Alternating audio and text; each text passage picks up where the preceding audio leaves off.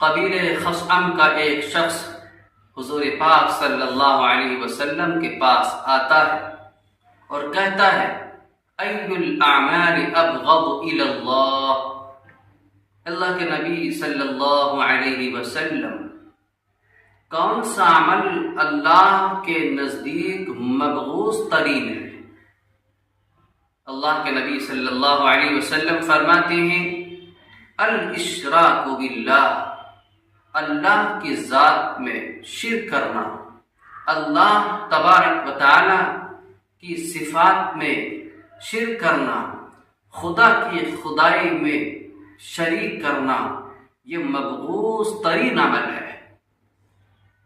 اور پھر وہ کہتا ہے قلت یا رسول اللہ، وہ کہتا ہے کہ میں نے حضور پاک صلی اللہ علیہ وسلم سے پوچھا، اللہ کے نبی صلی اللہ علیہ وسلم اس عمل کے بعد پھر کون سا عمل ہے؟ حضور پاک صلی اللہ علیہ وسلم نے ارشاد فرمایا قطیعۃ الرحم، رشتے داری کو توڑ دینا، رشتے کو ختم کر دینا۔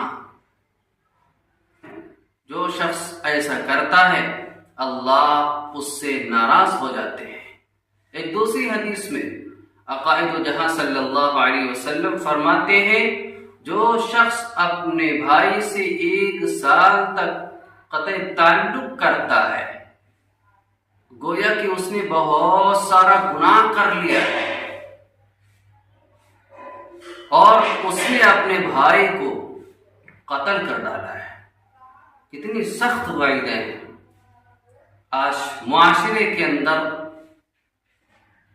نفسی کا عالم ہوتا ہے، بھائی بھائی سے نہیں بنتی، ماں باپ سے نہیں بنتا، بہن بہن سے نہیں بنتی، پڑوسی پڑوسی سے نہیں بنتا، قرب و جوار سے نہیں بنتا، ایک دوسرے کی غیبت کرتا ہوا پھرتا رہتا ہے۔ تو حضور پاک صلی اللہ علیہ وسلم نے اسی بات کو فرمایا کہ جو شخص اس طریقے سے کرتا ہے اللہ اس سے بہت سخت ناراض رہتے ہیں۔